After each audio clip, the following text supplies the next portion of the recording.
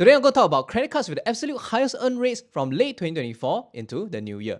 Now, in recent months, there have been many nerfs and even some buffs that changed the credit card landscape quite dramatically. So today I'm going to cover all the cards that you can use for earning more miles or cashback. Now, people tend to ask, what's the best credit card to use? And it's actually very difficult to answer this question because it depends on what you spend on, how much you spend, etc. So what I'm going to do now is to put the credit cards in the highest earn rates, right, in a table so that you can know which card to use. And if you can't meet that credit card requirements, move on to the next tier and so forth. Now, based on my study of the credit card landscape right now, there are broadly 5 different ranks that we can categorize credit cards into. And as self-proclaimed captain of Team Value, I'm also going to give my own take on whether cashback or miles win in each particular rank. Now, I'm going to use letters to represent the different ranks, starting from S to A to all the way to D. Now, it doesn't mean that a card D is definitely worthless because a rank S card could have the highest earn rates, but if your spend does not make the rank S card, then you have to go on to A.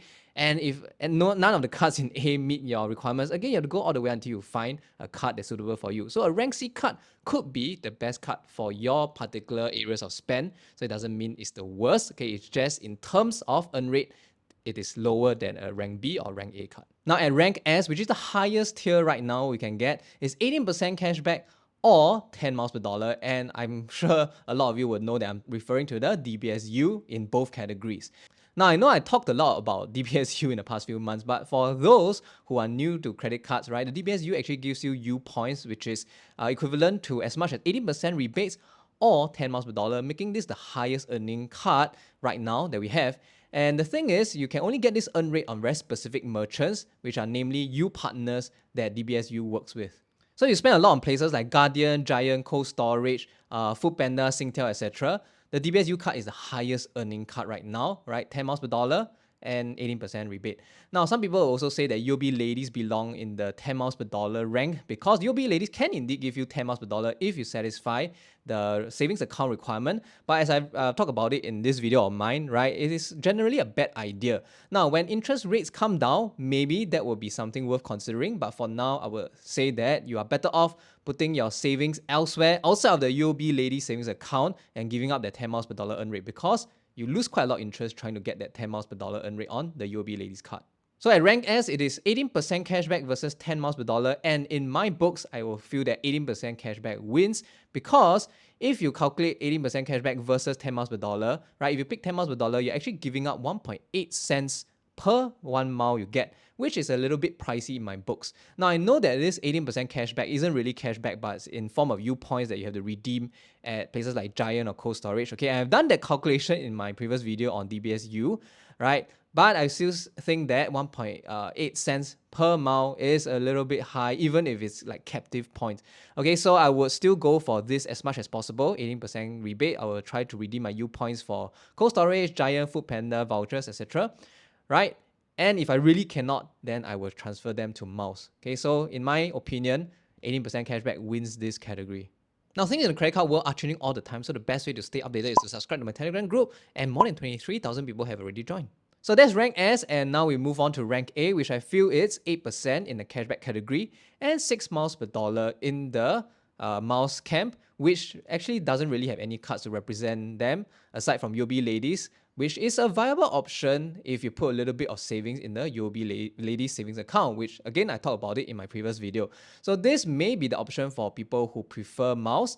Another option in this around 6 miles per dollar category is the Stanchart Smart Card, which gives 5.6 miles per dollar, but it's actually very difficult to gain a significant amount of smart card points because its very specific list of merchants include places like Ya-Kun, McDonald's, and public transport. And I don't think people are going to spend a lot in these areas. But it's an option nonetheless. Okay, so in the rank A category, I think it's 8% cashback versus 6 miles per dollar. Representing cashback in rank A would be HSBC Live Plus, which currently gives you 8% cashback until end of this year, and the Maybank Family and Friends card, which also gives you 8% cashback on selected categories. Now, HSBC Live Plus and Maybank Family and Friends cards, these are actually very realistic 8% cashback cards, so I find that they win this tier quite handily. Now, HSBC Live Plus goes by a quarterly spend mechanic, but you can sidestep that in your first quarter, meaning to say if you sign up for it now, you don't actually have to meet the minimum spend on a monthly basis. You just need to spend $1,000 within the quarter. And so I have done that last quarter under my own name. Quarter, I use a player two strategy, which is basically using a trusted person and signing up the card under their name so that I can use that card to get 8% cashback quite easily without having to meet the monthly spend.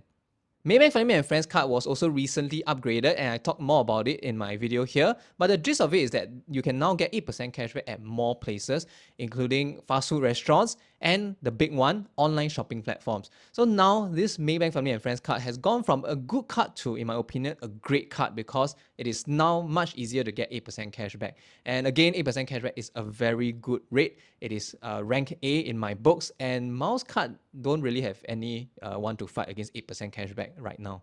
So if you can meet the criteria for either HSBC Live Plus or Maybank Family and Friends card, I would suggest that you go for these two cards over any Miles cards because again, the Miles card in this category is very weak. And if we are looking at 4 miles per dollar card, that actually brings us to rank B, right? Which is around 5 to 6% cashback versus 4 miles per dollar cards. Now, 4 miles per dollar has been the standard rate for many high-earn miles cards for years now. And in this category, we have our usual suspects of City Rewards plus Amaze, very, very easy to use combo. UOB Preferred Platinum Visa, also very easy. You get 4 miles per dollar anywhere you pay with. UOB Visa Signature, same story, except the minimum spend is 1,000, but you have a higher maximum spend of 2,000 per month. And DBS Women's World Mastercard, which is 4 miles per dollar on online transactions. Even HSBC Revolution also gives you 4 miles per dollar. So 4 miles per dollar is quite easily gotten at this tier, and the cards are relatively easy to use. Representing cashback in this category will be Citi SMRT, which gives you 5% cashback on things like groceries, public transport, but the big thing is online transaction. So it's very easy to use provided you can spend online.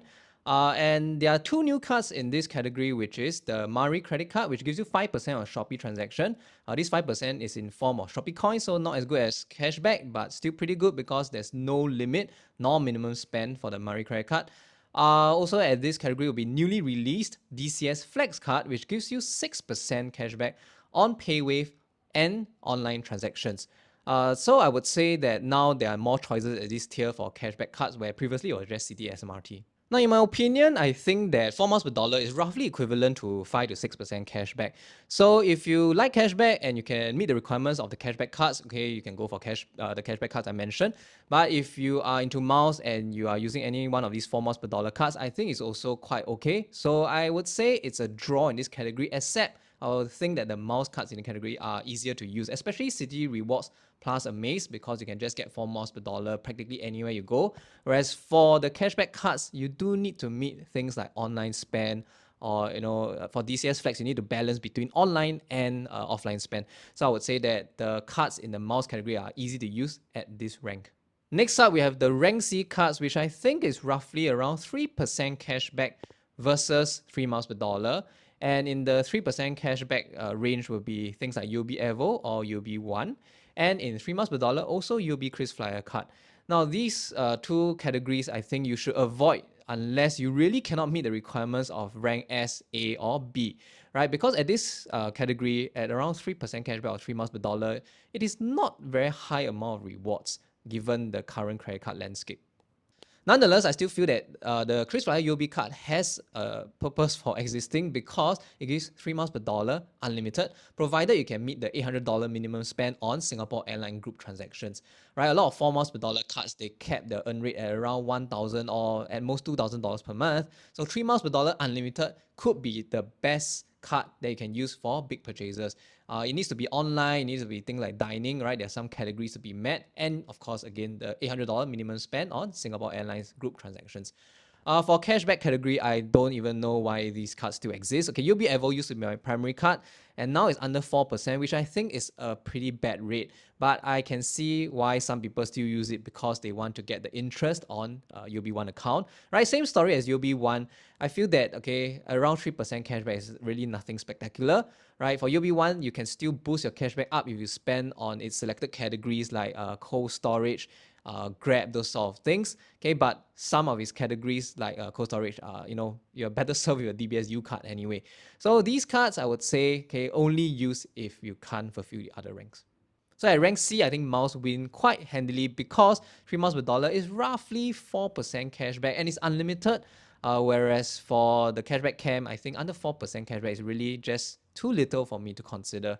So I have a dim view of them, right? Given that you can get as much as 6 to 8% cashback with not much difficulty, right? DCS Flex works like UB Evo and gives you 6% cashback. So why would you settle for UB Evo's less than 4% earn rate unless you're really held captive by UOB1 account?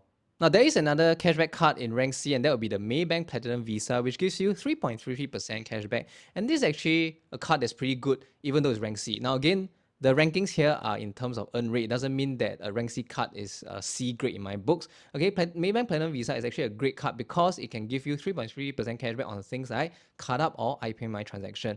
In fact, there's an ongoing card up promo with Maybank that allows you to get a reduced fee for your card up transactions. So that makes Maybank Platinum Visa even better, right? Check out my post for more details. Lastly, we have rank D cards, which as the name suggests is something that's quite mediocre, right? It would be cards that give you under 2 miles per dollar or under 2% cashback. And these cards shouldn't really be used for any, for your spend unless they have special features like perhaps discounts on the things that you want to buy, or you're using the card just for things like lounge access. So try not to use these cards at all. And there are too many cards for me to list in this category, right? Always try to use starting from rank S all the way to rank C before coming to here as a last resort. Nevertheless, okay, just because they're rank D doesn't mean they're worthless, okay, because aside from the perks that I've just mentioned, like lounge access, okay, if you want to make your bill payments with things like iPayMy or card up, okay, sometimes a 1.4 or 1.5 miles per dollar card is the best that you can ever get, right? And that, okay, is something that you can consider using. And on the cashback side, there's notably the Amex True Cashback card, which gives you 1.5% cashback on anything you can charge your Amex card to, aside from Grab top-ups. So it is a unique card that can give you 1.5% cashback on things that other credit cards can't. So yeah, there's still some value to be found in the tier rank D category of cards. Okay, just avoid using them unless you really can't find other cards in the higher ranks for your spend. And yeah, so those are all the different ranks and credit cards that you can use for your spend. Make sure you're always looking at the highest earn rate card first. And if your spend really can't make it there, then you move on to the next best one. Right, so stay subscribed to my Telegram for more updates, and also check out this video where I talk about all the different travel cards, because it's a different ball game once you're overseas and making foreign currency transactions. So I'll see you in that video.